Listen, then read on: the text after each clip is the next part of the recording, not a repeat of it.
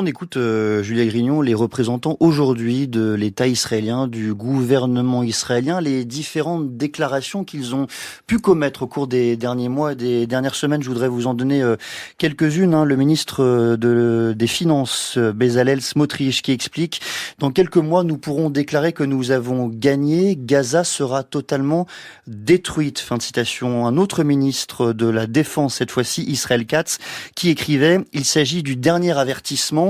Suivez le conseil du président des États-Unis, rendez les otages et jetez dehors le Hamas, et de nouvelles options s'ouvriront pour vous, y compris la relocalisation dans d'autres parties du monde. Pour ceux qui en font le choix, l'alternative est la destruction et la dévastation totale. Un dernier exemple, le ministre du patrimoine qui a plusieurs fois parlé de bombes nucléaires qu'Israël pourrait lâcher sur la bande de Gaza. Est-ce qu'on a là affaire à un faisceau d'indices qui laisse entendre une intentionnalité? Est-ce que cela correspond là à une définition juridique?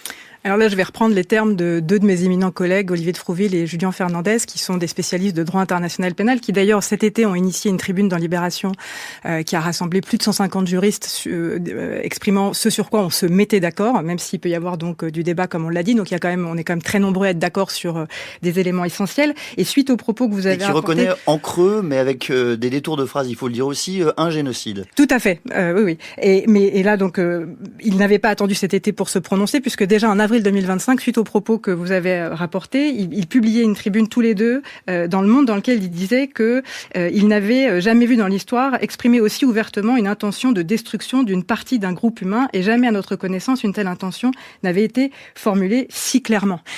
Voilà, quand vous avez deux éminents spécialistes de droit international pénal qui observent la jurisprudence des tribunaux pénaux internationaux, qui observent les conflits, qui observent la manière dont surviennent les génocides et qui font cette déclaration, croyez-moi, c'est pas une déclaration qui est faite à la légère. Je pense que ce que vous avez dit, parler d'animaux humains, parler de dévastation totale, de destruction complète, et c'est pas les seuls à l'avoir fait. Raphaël Maison aussi a dit que c'était la libre parole génocidaire. Donc on est quand même un certain nombre à constater que au cours de notre carrière, on a assisté à des génocides. Le Rwanda en 1994, plus exactement le génocide des Tutsis au Rwanda en 1994, ou encore le massacre de Srebrenica qui a été reconnu comme un génocide en 1995.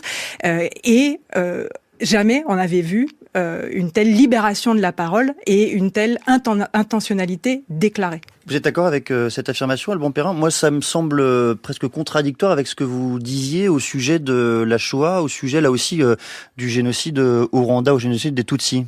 Je voudrais ajouter un point, c'est que dans le cas de la Shoah ou du génocide des Tutsis au Rwanda en 1994, au génocide des Arméniens, les pouvoirs génocidaires ont inventé un ennemi imaginaire.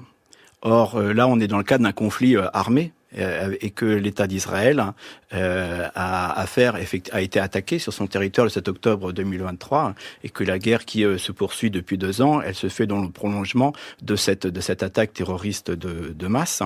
Et donc, on n'a pas affaire là à un ennemi imaginaire, fantasmé. Il y a effectivement au départ une situation de conflit effectif, même si évidemment le droit de se défendre n'implique pas le droit de commettre des crimes de masse contre des populations civiles. Raphaël Moerel, une réaction sur cette notion d'intentionnalité. Est-ce que vous identifiez, vous aussi, une intentionnalité dans les propos tenus par les différents représentants d'extrême droite, pour la plupart, du gouvernement israélien ?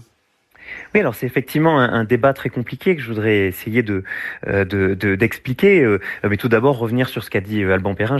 Évidemment, l'État d'Israël a bien un droit de légitime défense, et c'est d'ailleurs ce que dit son président en droit international. Mais bien entendu, cela ne l'autorise en aucun cas à continuer une politique de colonisation qui a été déclarée clairement illicite par la Cour internationale de justice, ni à commettre des actes que le monde entier a choisi de bannir de l'humanité en 1945. Donc c'est normal, évidemment, qu'ils s'en défendent. Et l'argument effectivement principal va être de dire il n'y a pas d'intention génocidaire. Pourquoi cette notion elle pose problème et pourquoi elle est tant discutée, c'est parce que contrairement peut-être à ce que Alban Perrin nous a dit en matière d'histoire, en droit elle est beaucoup plus complexe et lorsqu'on observe la jurisprudence internationale, eh bien on se rend compte que le seuil pour prouver cette intentionnalité, il est assez élevé. C'est-à-dire que cette intentionnalité, déjà les juridictions ont écrit dès les années 90 qu'elle était rarement formulée de manière expresse. Le tribunal pénal international pour l'ex-Yougoslavie nous dit dans une affaire qui est célèbre que les signes de l'intention génocidaire sont rarement manifestes. Donc il faut effectivement aller chercher un ensemble de déclarations, un ensemble de faits.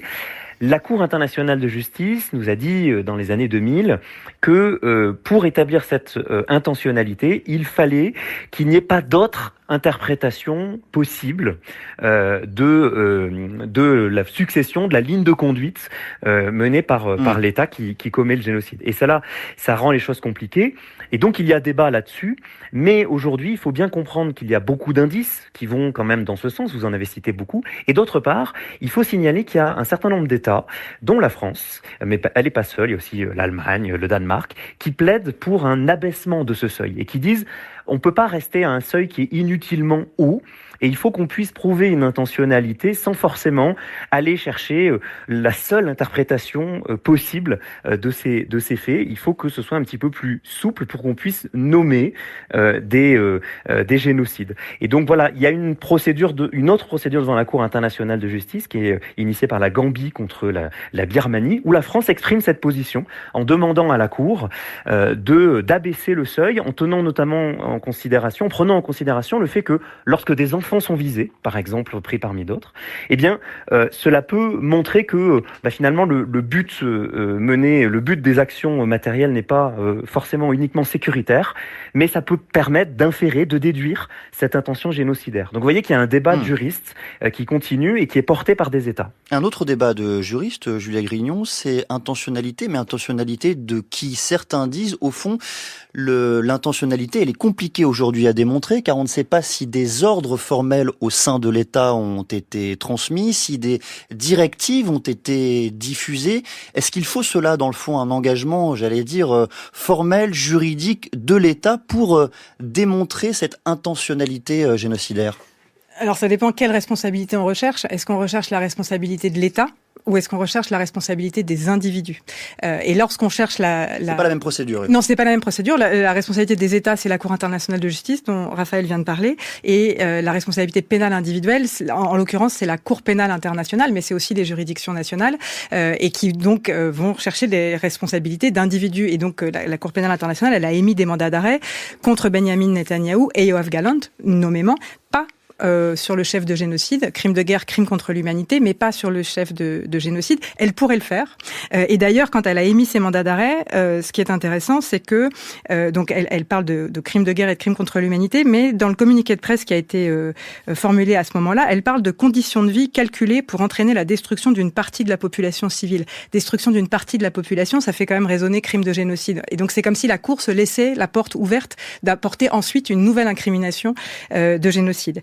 Et donc sur l'intention, oui, comme ce sont des individus qui sont condamnés, il faudra démontrer, au-delà de tout doute raisonnable, comme l'a rappelé Raphaël Morel, pour pouvoir condamner ces personnes, qu'effectivement elles ont soit donné des ordres qui ont concouru à la commission du génocide, soit qu'elles ont incité à commettre un génocide. Et si cette preuve est rapportée, alors ils pourront être condamnés du chef de génocide.